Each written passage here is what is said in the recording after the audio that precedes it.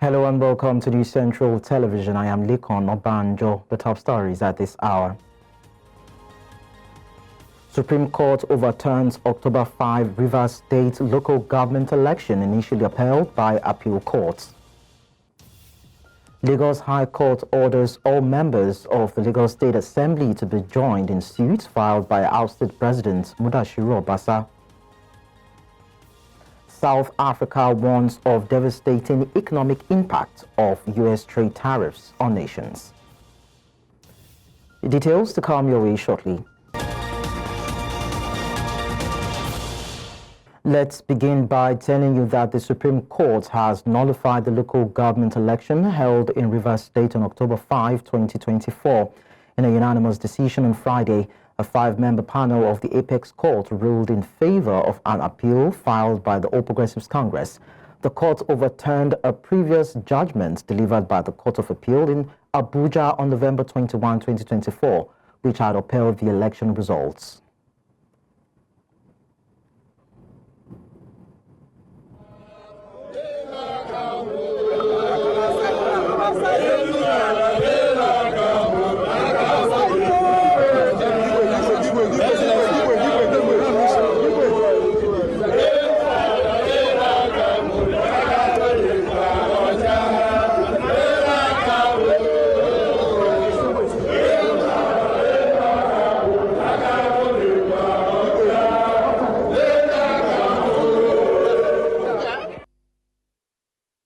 In a related development, the Supreme Court has barred the Central Bank of Nigeria, the Accountants General of the Federation, and other agencies from releasing funds to the government of Rivers State until it purges itself of what the court describes as flagrant disobedience to court orders.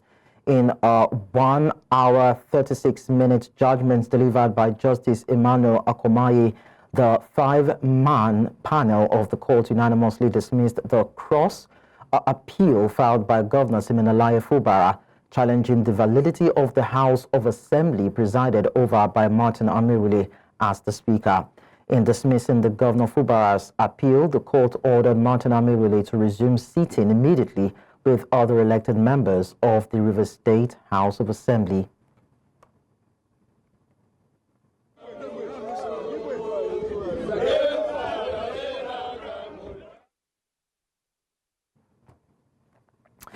Still talking politics, but then bringing it down to the southwest, the Lagos State High Court sitting in Ikeja has ordered that all members of the Lagos State House of Assembly be joined as parties in the ongoing suit filed by ousted Speaker Mudashiru Obasa.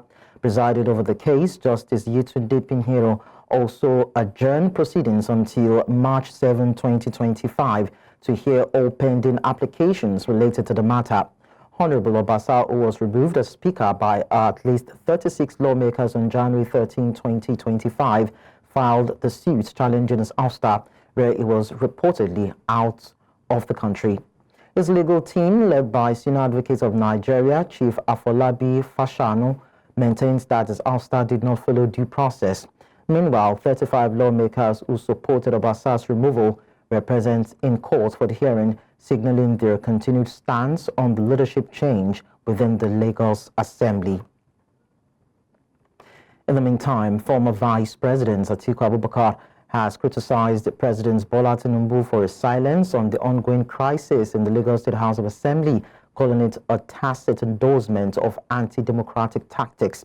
In a statement issued by his media aide, Paul Ibe, Atiku condemned what he described as backdoor tactics and the use of state-backed security forces to reverse the removal of former Speaker Mudashiru Obasa, despite his ousting by most lawmakers. Obasa had earlier stormed the Lagos Assembly complex, insisting he remained Speaker. Atiku argued that Tinubu's refusal to intervene raises concerns about his commitment to democratic principles, especially in light of recent allegations by former Kaduna State Governor Nasir El-Rufai that Tinubu engages in selective political control.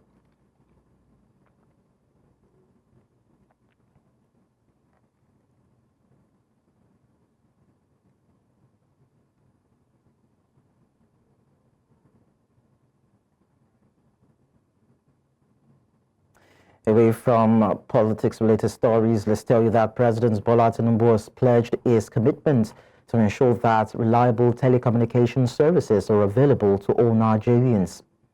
This was as he met investors in the telecommunications and digital sector at the State House in Abuja. The Minister of Communication and Digital Economy, who was at the meeting, says that President Tinubu aims to strengthen the sector and leverage its contributions to the nation's economy.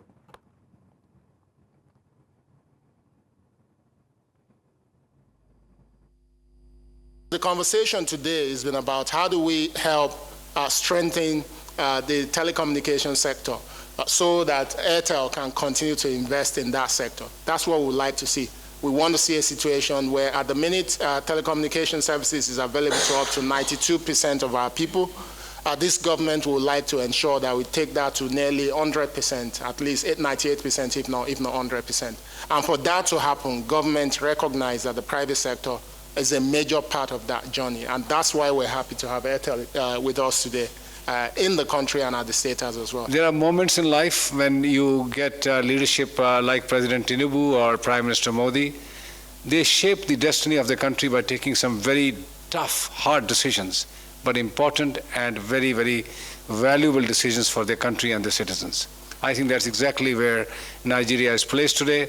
I feel very fortunate that we are here during the times of President Tinubu to give wings to his dreams by our own contribution in the digital and financial inclusion space. And back to the Lagos speakership tussle with a man in the eye of the storm, that is Mudashiru Obasa, and of course his tussle with his fellow lawmakers. We are going to be talking to a political affairs analyst, Jide Ojo, who will also be sharing his perspective on this with us. Thank you so much for joining us on the news. It's my pleasure. Good afternoon.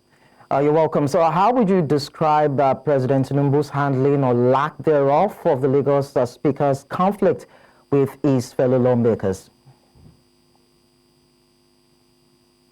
You will expect that as the President of Nigeria and as the leader of All Progressive Congress, as well as the leader of the governance advisory system, or one of the leaders of governance advisory system in Lagos, that the President will openly come out to take a position on this matter.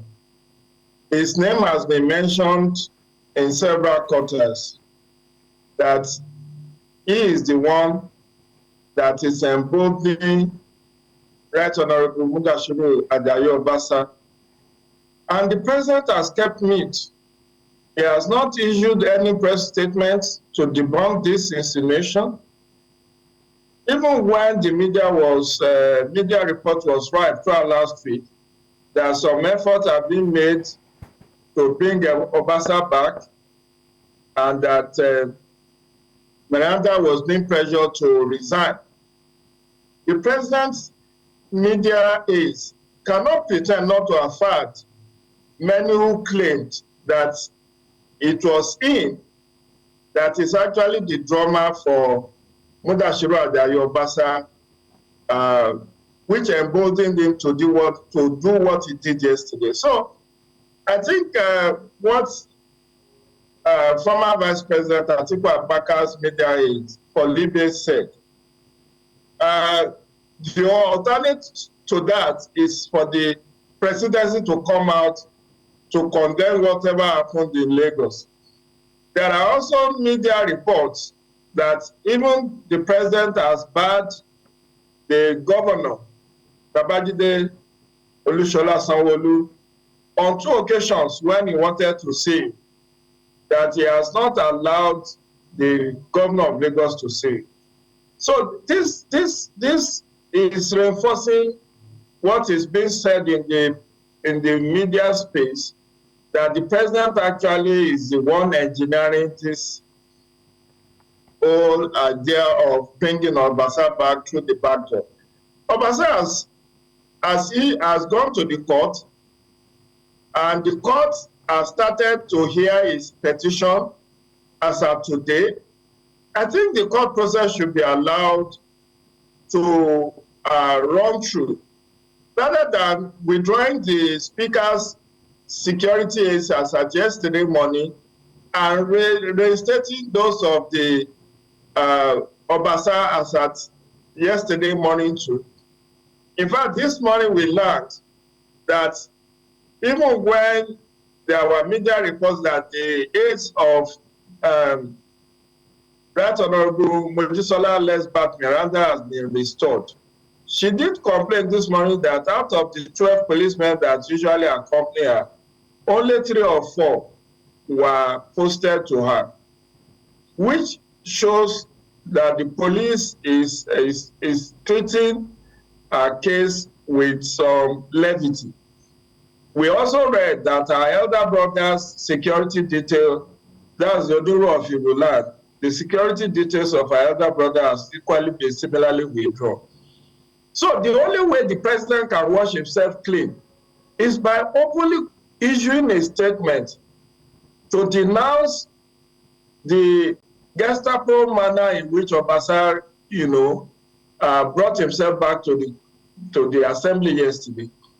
And if what happened yesterday is anything to go by, it shows that Obasa is here to gain the support of majority of his colleagues, as 35 of them were seen in court today, still with Lesbat Miranda. So it's a game of intrigues, as we know politics to be. And as it is said, in politics, there is no permanent friendship or enmity. Only interest is permanent. So let's see whether over the weekend, the presidency will issue a statement. But pending the time that the president or the presidency clears the president's name as being one of those who are spearheading the return of Obasa to the Lagos State House of Assembly, position of Vice President Atiku Abubakar will be held as being the true position in the minds of many Nigerians. Okay, so what are the potential long-term implications of what is playing out in Lagos, as well as what we saw play out in Ogun State at the grassroots level, in Ondo at some point, and even in Rivers State? So what do you think these political events would mean for Nigeria's democracy and the political landscape in the coming future? What you should understand, viewers too, is that politics or game of politics is never a straightforward thing, and there is a mixture of politics and governance. I believe our democracy would be better for it in the long run. The court is trying to adjudicate. Look at what has happened in the case of Rivers today. The Supreme Court has spoken about the validity of the October 5 election, October 5, 2024 election, and tacitly has reinstated the 27 lawmakers that defected, which then means there will be restoration of law and order at some point. The case of Lagos State will also be resolved one way or the other. That of Osun will also be resolved, I believe, when the Supreme Court may have adjudicated on whether the tenure of the APC members who were sworn in October 2022 has expired or is still valid. But you see, we have to be patient. Democracy is always very tortuous, and it's never a straight-jacketed thing. In as far as the political actors will continue to misbehave, will continue to pursue their own personal aggrandizement to the detriment of the well-being and welfare of citizens, so much will there be resistance. There will always be this push and pull. But in the long run, that's how our democracy will be strengthened. Because now we know what the mind of the court is as per the case of Rivers State as of today. Gradually, we will know whether Obasa was rightfully removed or wrongfully removed. Okay. And the good news is that there is no breakdown of law and order in Lagos State thus far, and we hope that the situation remains calm. And you think the legislators will be able to carry out their duties under this atmosphere? Unfortunately, no. The activities of the assembly, particularly for Lagos State, is already hampered. The two sides, both the Obasa's and his 4-member assembly, and Miranda and 34 others, the two of them have adjourned sittings Senegal meetings indefinitely. And to that extent, many of the laws that should have been worked on will be hampered. So definitely it will hamper good governance in Lagos. That's why those who engineered this whole removal of speakership should have thought about the long-term effect of what they are about to do. Because now it has the potency to impact on governance in the state. Right now, legislative activity, oversight activities, representation cannot be carried out by the Lagos State House of Assembly until further notice. And I do hope that the court will expedite action on this issue, even if the court of first instance, which is the High Court, adjudicate one way or the other. I'm sure that the case will go on appeal and ultimately may end up at the Supreme Court. So perhaps a political solution that fashions a win-win for both sides will be expeditious at this point.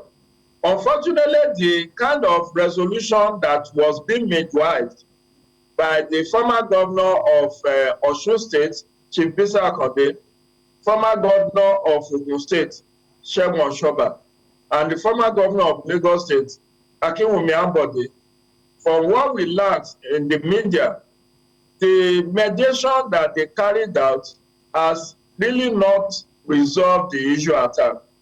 And so they need to get back to the mediation table and resolve in a manner that will make sure that the two sides do not lose face. Okay. Because the situation in Lagos is actually assuming a frightening dimension of indigenous settler dimension, which we do not think should be encouraged, because Lagos has been a model for other states in terms of political inclusion, social and political inclusion. All right, thank you so much, Jide Ojo, political affairs analyst, for sharing your insights with us on the news. It's my pleasure. You have a wonderful weekend. And you too. We go on a very short break on the news. When we return, we'll tell you about NAFDAC unsealing the markets, and of course, reactions of the people as regards this action. We'll be back in a bit. Just stay with us. Thanks for staying with us. 2 months after the National Agency for Food and Drug Administration and Control sealed a section of the cemetery market in Aba over counterfeit products, the traders whose shops were affected by the actions are heaving a sigh of relief. This follows the unsealing of the shops by the regulatory agency. News Central's Chimogele visited the market to have a feel of its business activities in the affected areas since it was shut down on December 16, 2024.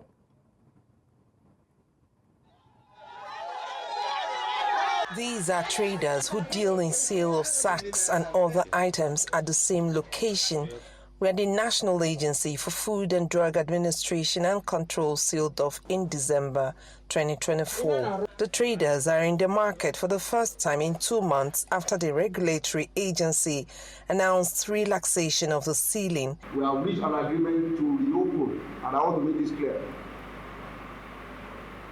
Clearly, the people who have nothing to do with NAFDAC products. You people have tried your government, and your government is a listening government. And what the government have done is to intervene on the behalf of people who are law-abiding citizens who knows nothing about this and who are suffering. The leadership of the market and the traders in this section are assuring that henceforth such illegal businesses will no longer be tolerated in their domain. So here you go, Biko. Ebe duru govere. Yes, if I get the one to Papaya. I want to see how I want to see a lady. But I'll give my card in my game. Give me.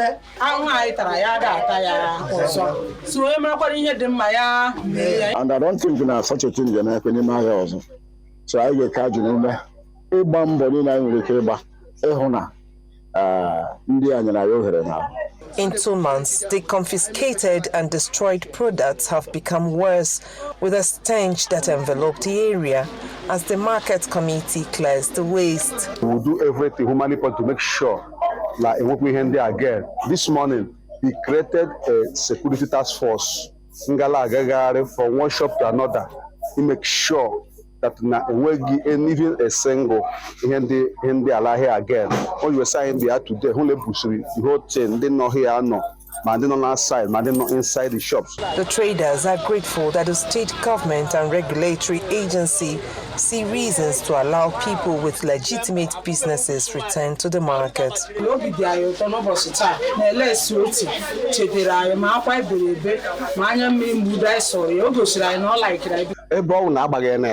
I don't know when you are Nagor. I don't know when you are on the main road. But think about I get the charm before 1 week. The ability of the traders to report anyone found engaging in production of fake and substandard products will determine how successful the fight against such food items will be in the state. In Omahia for News Central, Chinwe Ugele. To the north now, the Kano state government has inaugurated a 7-man investigative committee to respond to a statewide outcry by civil servants in the state alleging deductions from their salaries without reason. This was as the governor, Abba Yusuf, directed a thorough audit of the state's payroll from October 2024 to February 2025 to identify workers affected.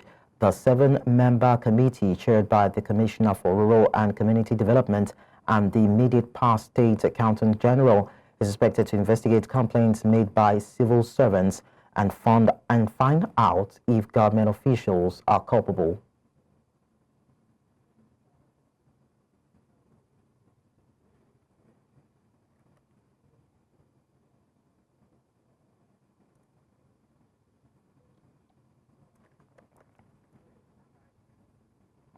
Coming up on the news, South Africa warns of devastating economic impacts on the new U.S. tariffs.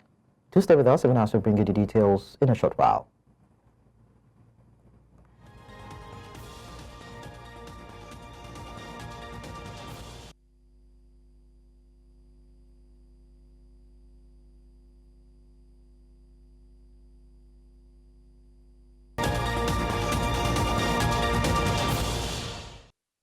Now, South Africa's Finance Minister Enoch Godongwana has warned that any tariff imposed by the United States on African countries would have a devastating economic impact. Speaking in Cape Town, South Africa, at the conclusion of a 2-day meeting of finance ministers and central bank governors from the world's leading economies, Godongwana expressed deep concern over the potential effects of such tariffs. He emphasized that in the current fiscal environment, the possibility of the U.S. imposing trade restrictions on South African exports poses a serious economic threat. The minister's remarks come amid growing uncertainty over global trade relations, with analysts warning that increased tariffs could further strain economic stability in South Africa and across the continent. Imposed by the USA on any of the African countries would have devastating effects. It should be of concern, but it was not discussed. What I do know that I'm told, I was in a meeting, that they've done something against Europe. It's not yet finalized. We've been given 90 days, but the amount is substantially high.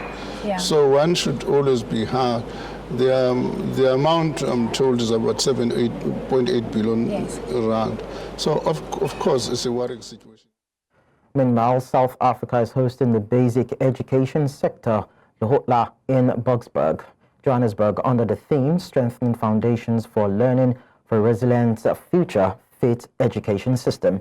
The aim of this gathering is to deliberate at strengthening early childhood development for improved learning in later years, improving foundational skills of numeracy and literacy, especially reading and the use of mother tongue-based bilingual education, while also providing support and development programs to equip educators with skills. Bongani Siziba tells us more. Education is the bedrock upon which societies are built and on which they thrive, but it is also the bedrock upon which the futures of nations are made. Because education enables development. In many ways, it is a catalyst of progress for individuals, for communities, for countries, and for economies as well. Leaders and educators unite to discuss a crucial aspect of South Africa's future of early childhood development. This Lekgotla represents an opportunity to extend the conversation to our partners, to extend the planning to you, our partners, the experts in the field, so that as we are shaping the education system going forward, we not only have your expertise that have made an input, but also we are walking along with you in this journey. A commitment to strengthening early childhood development, emphasizing the nation's agenda to prioritize education from its most fundamental level. Without basic education that is strong and doing well, we have no good science system in our country. It's as simple as that. Central to this agenda is the understanding that a strong foundation in education begins with nurturing the minds of young learners, especially in their mother tongue. Studies show that children who learn in their first language engage more effectively, leading to improved literacy and overall educational outcomes. While discussions are happening behind closed doors, parents, educators are outside demanding their voices to be heard. Let's talk to one of them just to understand why they are here and what their grievances are. Look, there's no water in that school. The hygiene, it's bad. There's a learner who is extremely sick as we are speaking, on the basis that toilets are not flushing. And even when toilets are not flushing, the principal will say, no, you must continue to attend because your parents must make sure that this school has water. As South Africa makes strides in early childhood education, it highlights the importance of community involvement and sustainable practices. The basic education Lekgotla marks a significant step towards achieving South Africa's vision of a comprehensive, inclusive education system, starting with the youngest of the minds. In Johannesburg for News Central, Bongani Siziba. Away from Southern Africa to Central Africa, the leader of the Rwanda-backed M23 group, Colonel Nangaa, has called for calm in Bukavu, Eastern Democratic Republic of Congo, following two deadly explosions that claimed at least 11 lives during a meeting of the movement. Speaking to journalists, Nangaa vowed that those responsible would face consequences. Meanwhile, President Felix Tshisekedi has condemned the attack, describing it as a heinous terrorist act. The explosions come amid escalating violence in eastern DRC, where M23 fighters have seized large territories in recent weeks, engaging in intense battles with the Congolese army.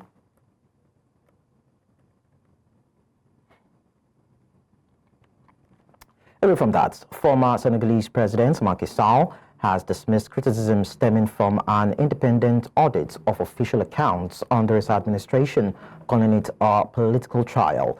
Speaking to journalists, Sall insisted he has no fear of legal proceedings despite a damning court of audit report on the country's finances. with findings that Prime Minister Usman Sonko's government described as catastrophic. On February 13, the Sonko-led administration announced possible legal action against those implicated in serious failings after the report revealed mismanagement and potential criminal offences. The audit invalidated official figures from Sal's tenure, revising public debt to 99.67% of gross domestic products, far higher than previously reported, and recalculating the 2023 budget's deficit at 12.3%, up from the stated 4.9%. The report also uncovered significant off-the-books spending, raising concerns over financial transparency.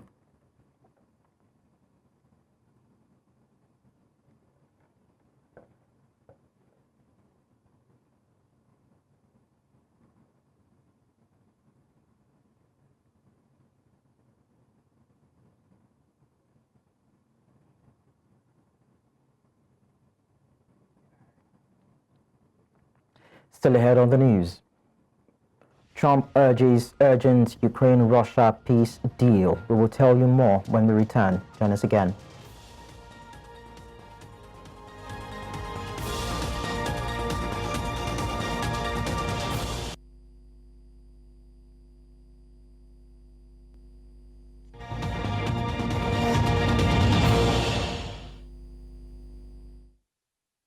Outside of Africa, U.S. President Donald Trump has called for a swift peace deal between Ukraine and Russia, warning that failure to reach an agreement soon could result in missed opportunities. This came during a press conference as British Prime Minister Keir Starmer visited the White House for talks with Trump on Thursday. Trump noted that negotiations were progressing rapidly, but stressed that a resolution must happen quickly or it may not happen at all. Meanwhile, Starmer warned against any peace agreements that might reward Russia's aggression, asserting that the international community must be cautious not to empower regimes like Russia and Iran. He emphasized that any deal must secure a lasting peace that does not allow aggressors to benefit. The meeting underscored the delicate balance of diplomacy and the urgency surrounding the ongoing conflict in Ukraine. Very hard to get that war brought to an end. I think we've made a lot of progress. I think it's moving along pretty rapidly. And I want to thank all of the people that are here that have been working on it. And we'll let you know what happens. It'll either be fairly soon or it won't be at all. There's a famous slogan in the United Kingdom from after the Second World War. That is that we have to win the peace. And that's what we must do now. Because it can't be peace that rewards the aggressor or that gives encouragement to regimes like Iran. For more on this, I'm joined by our international correspondent, Afia Hagen. Afia, it's nice to have you around. Now, what are the key takeaways from UK Prime Minister Keir Starmer and President Donald Trump's meeting yesterday? Well, it's clear from the outset that President Trump wanted to be in charge, and we've kind of seen that happen with the meetings that he has had since he's taken office in this second term, whether that was with Emmanuel Macron earlier on this week, Prime Minister Benjamin Netanyahu as well. He kind of holds court with the other minister there while he's doing live diplomacy, as I like to call it. And as well, you know, there was clear that Keir Starmer, even though he knew he wasn't necessarily in charge of that meeting, wanted to come across as a tough negotiator. Yes, you know, he was very much cozying up to Donald Trump, I would say, hailing the special relationship between the United Kingdom and the United States, but still wanting to bite back where he could, especially on those comments that Vice President J.D. Vance said when he attacked free speech and said that free speech was on the retreat in the United Kingdom. Keir Starmer cut into that and said we've had free speech for a very, very long time in the United Kingdom, and it will last for a very, very long time as well. We saw Trump roll back on those comments that he made about the Ukrainian President Volodymyr Zelensky. You know, when it was put to him that he called Zelensky a dictator, he said, "Did I say that? I don't remember saying that." So a real rollback on those comments that caused huge controversy when he said them last week.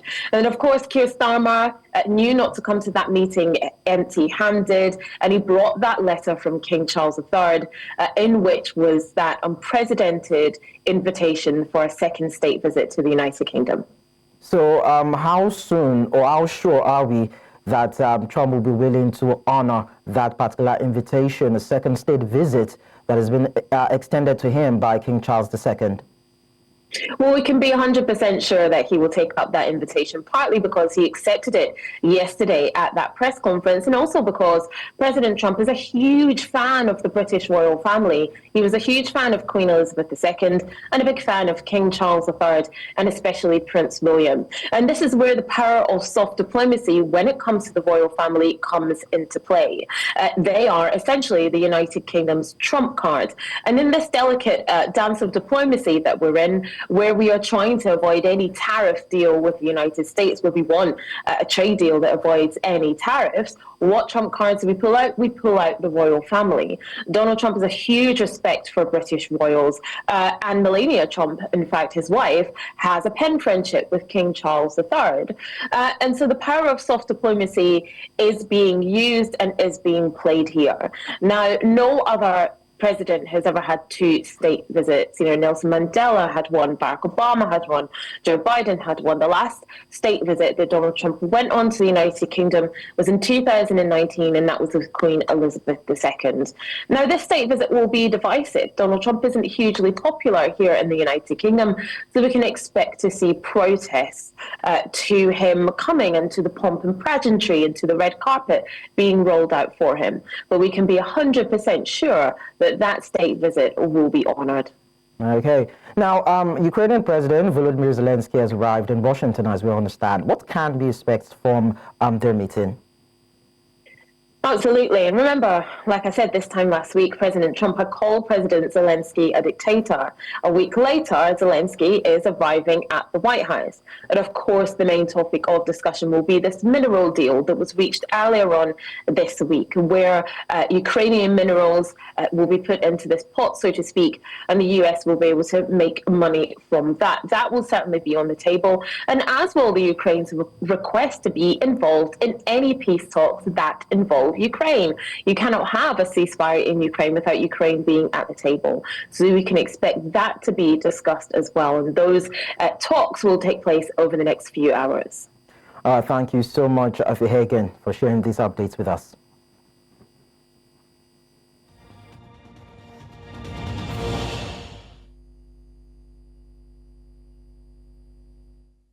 Business. In recent times, Nigeria has faced a significant economic challenge marked by soaring inflation rates.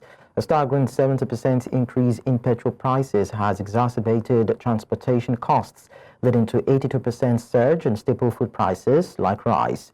This situation has intensified period poverty, with sanitary pad prices rising to about 144%, highlighting the urgent need for effective policy interventions to stabilize the economy. Stanley Kichuku, head of operations at SBM Intelligence, shared his thoughts on the new base year used by the NBS for its rebased GDP and CPI. And of course, we have this from the Business Edge show that we had earlier today. Is used to measure this inflation is actually the consumer price index, and the NBS on their own part collects a range of household items, year on year, and do comparative, measuring analysis on it over time. But the rebase that happened, the base year was 2023, and it saw after the whole rebasing, the inflation rate dropped by almost 10%. But the question we should be asking is, when you take CPI that you use in doing this measurement, what is the real price of things in the market? As the prices of those commodities, those household items, has it also dropped? No, and the answer is no. Some of these products are still increasing, the prices are still soaring and going very high, and a lot of Nigerians cannot afford it. The reason why a lot of Nigerians are actually complaining or have another view about the drop, but without having to see the reflection in their everyday life, is that the prices still remains the same, but inflation has dropped. So the calculation somewhere, I think we need more explanation.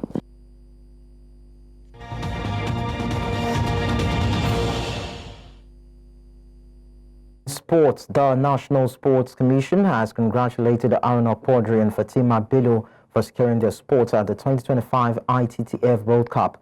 Both athletes earned their qualification by reaching the semi-finals of the just concluded ITTF Africa Cup in Tunis, where Quadri Aruna won silver in the men's singles final. The NSC leadership praised their achievements, emphasizing its commitment to developing Nigerian sports and ensuring athletes compete at the highest levels globally. The Commission reaffirmed its dedication to providing necessary support and structures to enhance sports development. Quadri and Bello's success highlights Nigeria's growing presence in international table tennis.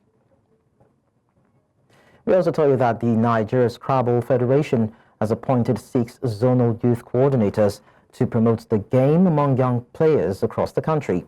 The appointees include Ben Quickpen from South-South, Okagbe Ajuluchuku from the Southeast, Hazan Olujoku from North Central, Frama Daniel from Northeast, Maxwell Chima from Northwest, and Joseph Okere from Southwest. They are experienced players and coaches with a track record of mentoring young talents. The coordinators will report directly to the NSF president and work closely with national youth coach Samuel Eromosele. Their key task includes preparing Team Nigeria for the African Youth Scrabble Championship in Kenya this August.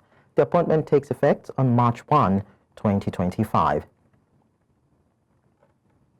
Kano Pillars coach Usman Abdullah has expressed confusion over the club's decision to extend his suspension, questioning the reasons behind it. Abdullah was initially suspended for 3 weeks after a goalless draw against Bayelsa United, with the club citing his gesture towards fans and poor form. However, the suspension has now been extended until after their Nigeria Premier League Match Day 28 fixture against Kwara United on March 9 for further investigation. Abdullah stated that he was unaware of the reason for his suspension and did not understand what the club was investigating. Despite his absence, interim coach Ahmed Garba has led Pillars to 3 wins in 5 matches, moving them to 6th on the table with 39 points after 26 games. In the meantime, Rivers United secured a 1-0 victory over Katsina United in their rescheduled Nigeria Premier League football match Day 26 encounter at the Adoke Amesimeka Stadium. The game, which was initially suspended on Thursday due to heavy rainfall, resumed on Friday morning, with Rivers United holding a 1-0 lead from the first half, courtesy of Ubong Friday's 17th minute strike. Despite Katsina United's efforts to find an equalizer, Rivers United maintained their defensive solidity to claim all 3 points. Samson Obi received a yellow card in the 61st minute, but the hosts held firm to secure the win. Rivers United will now turn their attention to their next fixture against Shooting Stars.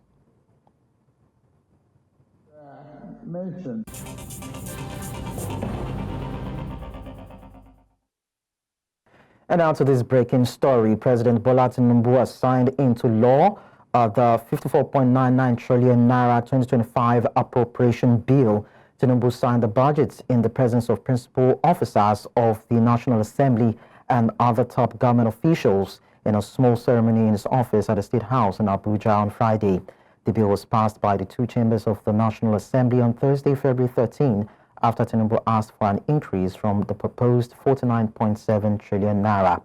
The National Assembly approved a 54.99 trillion naira, that's about $36.6 billion, a budget for the fiscal year, surpassing President Bola Tinubu's initial proposal of 54.2 trillion naira.